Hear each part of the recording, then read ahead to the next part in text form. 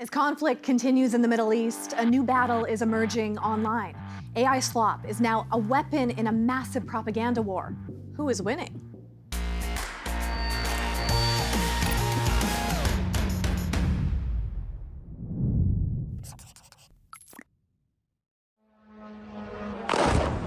The sounds of war are loud and clear. Operation Epic Fury, led by the US and coordinated with Israel, triggered Iranian retaliation across the region. Terrorizing residents and creating mass chaos. But this war is also being fought behind keyboards, with cartoons and memes making the rounds online. You've probably seen some highly produced AI-generated videos coming from both the US and Iranian sides. Here comes the heat from the USA! Boom! Pins down, what a strike! From bowling down enemies You want to see me do it again? to exploiting childhood characters. The White House is all about the entertainment factor of this war.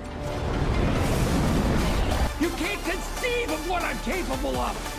Finishing this fight. The hero narrative filtered through actors, artists, and athletes.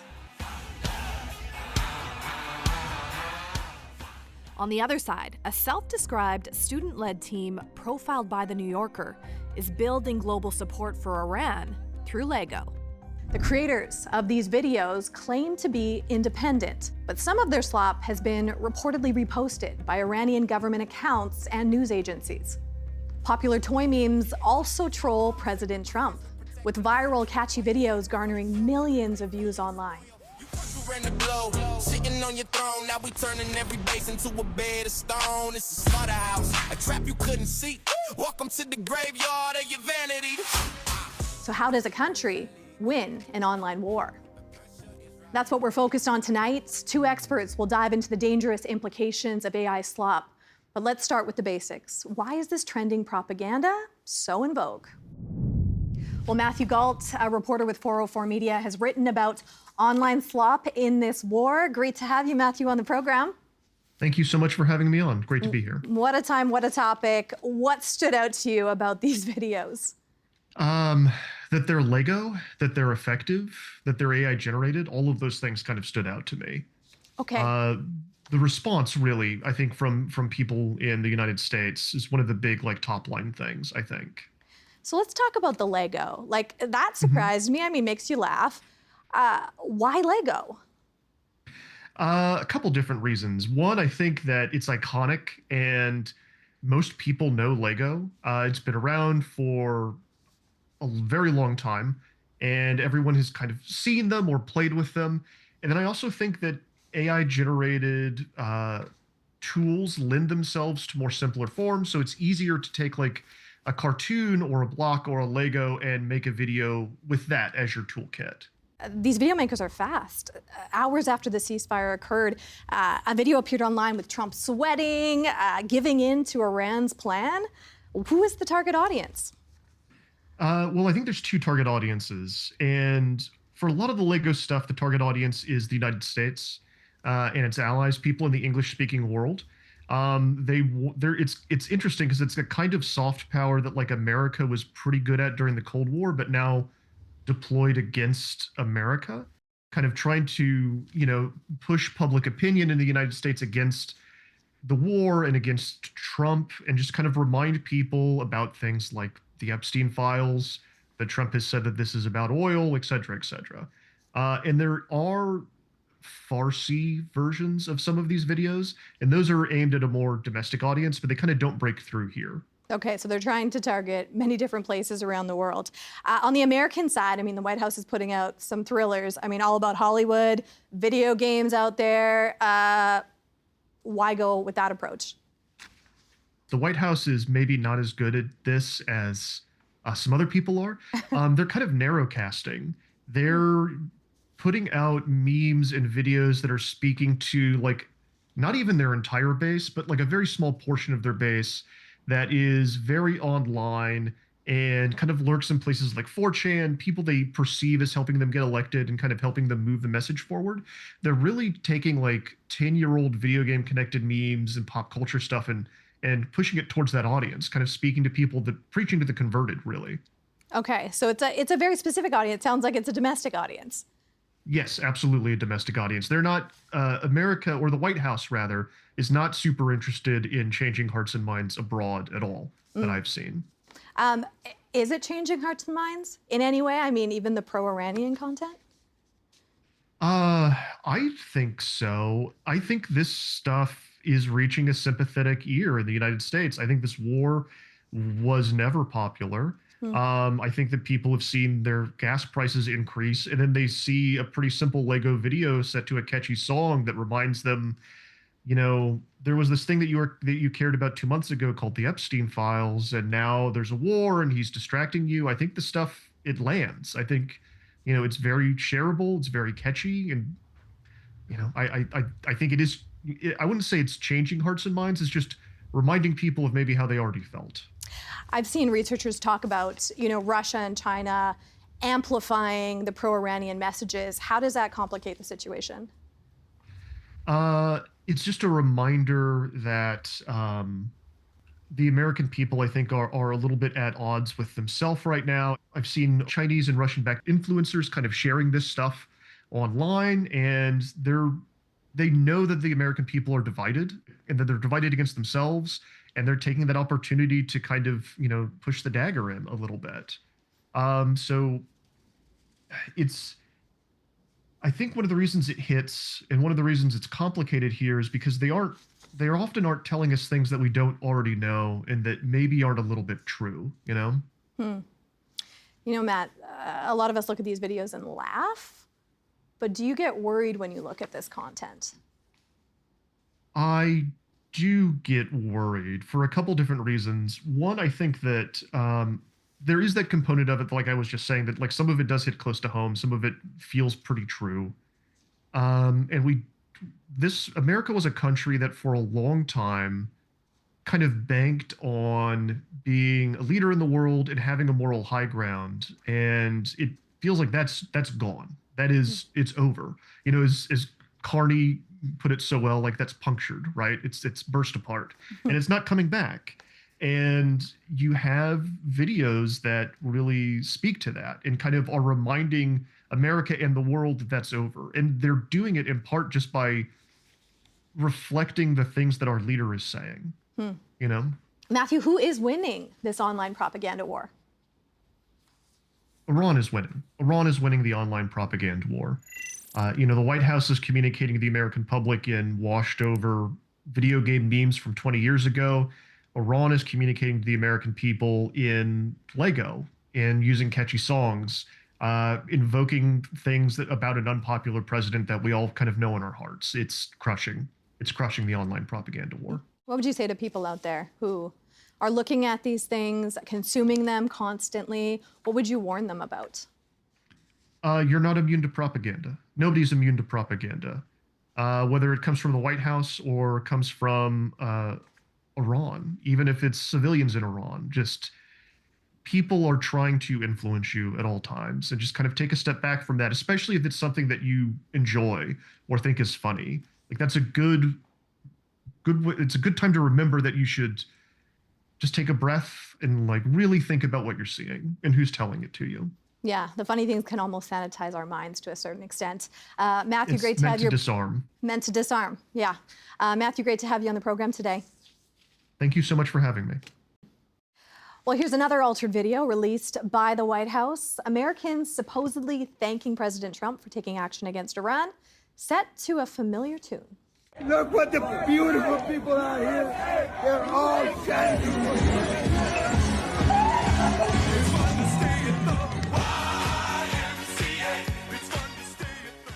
That clip alone on X, racking up 2.6 million views. It's just another example of how famous music is being repurposed as propaganda. Let's bring in Jason Stanley, philosophy professor at the Munk School at the University of Toronto, and Michal Klincevic, assistant professor of computational cognitive science at Tilburg University. Great to have you both on the program today. Thank you. Michał, let me start with you. You coined the term slopaganda. What does that exactly mean? Well, slopaganda is when you take propaganda and you use slop, basically AI-generated content to deliver a political message. Okay, and so that slop, we have seen AI-generated slop, we see social media algorithms, they're going together at the same time. How does the mix of those, Michał, make slopaganda so effective in your mind? I think it's a bunch of things. So speed, scale, thrift. So it's really cheap to make. And I think also you can take advantage of generative AI models, sort of tailor the message to the audience. And I think that's the unique thing about slopaganda. So Jason, what is, the challenge when people can't figure out what's real or what's not online? We're watching live stream genocide on social media, on our phones, in Gaza, in Lebanon now. We're watching these horrific images. And what the forces responsible for this need to do is they need to make this horrifying stuff seem like video games. Seem like it's all, oh, wow, you're just people being blinked out, people's lives being blinked out. So they need to inure us to the horror. And I think that's really the effect that I think is most pernicious here. It's making human life seem like video game characters. And that's really what these regimes like the United States and Israel that are behind these wars right now need. They need us to shut off when we look at the horrors on our screen. They need us to shut off and think, okay, it's just like little characters. Our last guest, said it disarms us, this kind of slop. What is the long-term effect of that? Well, I think the long-term effect of it is removing humanity from our reactions to reality. When we represent the world as a video game, then these policies that our governments are promoting seem like interventions in an electronic world. And this shuts us off from the kind of anger we should be feeling and the kind of real world relation we should be having to our fellow humans. Michał, I see you watching there. So you want to get in on that? Oh, there's so much to say. So first of all, video games can be a tool to learn things and also what is right and wrong. So I wouldn't just blanketly say that video games are bad. Some of my research is on this, so we can learn what is right and wrong, learn how to empathize with people through games. That's the first thing. But I think the second, it's not really about truth and falsity per se. I think it's about trust. When we don't trust sources of information, when we don't trust images and videos, which, we are perhaps used to treating as being caused by something, right? Something needs to have happened to have a video of it or a picture. If we now have that, but without it happening, what is real? And I think when that's the status quo, that's the baseline with which people look at things online, what they trust will change. And when it does, they'll just distrust things in general. And that will have long-term effects. I think it will undermine people's power to enforce change, to demand things from governments. In the long run, it will undermine democracy. At least we have argued as such in our papers about this. So I agree with Jason that there's an issue of empathy. When we see these images online of people dying or being mistreated, they dull our senses. But no one really takes these things seriously. I don't believe that anyone that looks at President Trump in an F-16 dropping poop on protesters thinks this is real, right? It does something else. It sort of dilutes the comments. Yeah, so information. It sounds like it makes us more apathetic, which is a danger in a democracy. Well, I mean, I think there's so this point, no one believes that Trump is dropping poop on protesters, but And as Michal said, the result is going to be, it's going to make us, people are still believing the videos from Gaza that they see. They understand that's happening. But then it becomes more irreal. It becomes, well, wait, it's more sort of horror and, it blends in with the cartoon element of things. And so, yes, it makes us more apathetic, and it makes us more apathetic in the most problematic way historically, not responding to the horrors of war. So how do we curb the influence of slopaganda then, if this is the long-term effect, Jason? Well, we have to remind people that these are human beings. We have to tell the stories of the human beings affected by our bombs. I mean, I'm an American, so I'm going to say our bombs. These are our bombs. So this attempt to say, okay, the world is just a video game, we have to somehow, via art, via narrative, via platforming the voices that are targeted, we have to remind people these are human lives. How important is it that wars are fought virtually just as much as on the ground right now? War has always been a multifaceted thing. War is war politics, it's always a war about viewpoints, about hearts and minds, about preparing a population to do brutal things to another population. All of this has always been central to war. Now what we have is, as Michal points out, a novel mechanism for mobilizing people, a novel mechanism for shutting off people's hearts to the effects of what their governments are doing. And we're going to see how effective that is. I think we've seen Iran actually quite effectively mobilize these new methods to sort of bring world opinion against the United States. So this is part of war. And this is just like we have new weapons on the field, just like we have drones. Now we have Michal's slopaganda. Now we have this new method of waging the message war. And I think you got to say that Iran has probably won that. Michal, how important is it that wars are fought virtually as they are, on the ground? I think they're really important. This is a really important point because to some extent, democracies are at a disadvantage here. So just to give an example, we don't actually know whether the new Ayatollah is alive, right? I mean, perhaps he is, I don't know, but it actually doesn't matter to them. He could be just presented in an AI slopaganda film. These could be generated at will, and not much will change on the ground there. For us, however, in a democracy, right, we expect a little bit more. We have checks and balances in place. People expect information to be delivered to them truthfully, at least to some extent. So we're not exactly, a good fit as a democracy to a world in which wars are waged this way. We have to counter, the narrative, Michal. What else do we need to do? The problem that we're facing with slopaganda should be addressed a little bit earlier, perhaps by watermarking AI slop as such, policy, making it illegal to do this, or punish people or institutions or companies that have unleashed this stuff on the world. I don't think it's going to be easy once this is out there to sort of counter it with the traditional means of sort of platforming people. Everything is going to be put in question. Trust will be lower. I think that's too late. Yeah.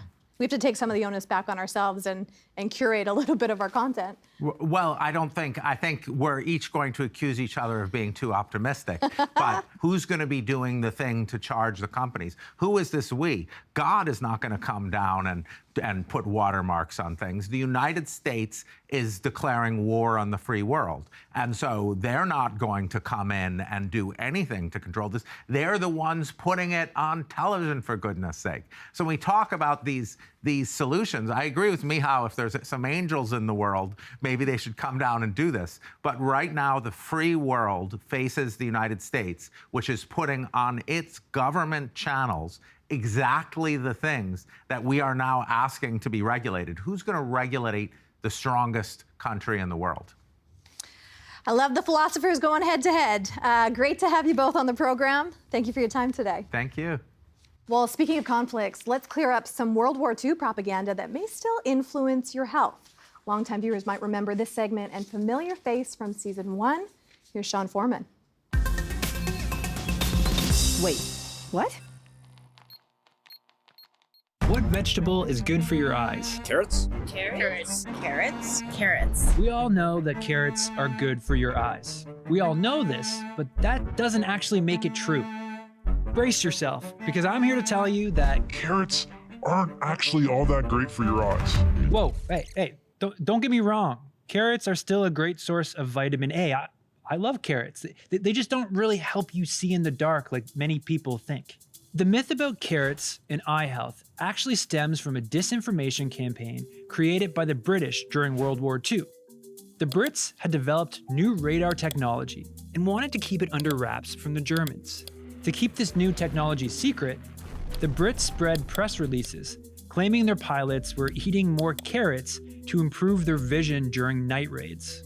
It's hard to say for sure whether the Germans bought it or not, but others certainly did, including my grandmother. Disinformation campaigns have been used in warfare for centuries, and these tactics are still very much alive today. If you can cause confusion or plant a false idea in your opponent's mind, you effectively control them, or at least make it harder for them to function by confusing them, riling up their population, or destabilizing their society. The ability to do this has only increased with the invention of social media. We saw this during the 2016 US presidential election, when the Russian government and other non-state actors spread false information online to stoke division and destabilize the American political climate. That doesn't mean you shouldn't trust everything you see online. I'm not saying that. There are people out there sharing accurate, valuable information, but you should try to verify that as well before you believe it or share it. Don't be too quick to believe the sensational stuff you come across. Sometimes the person writing it might be trying to deceive you, or they have some other motive, or maybe they're just misinformed themselves.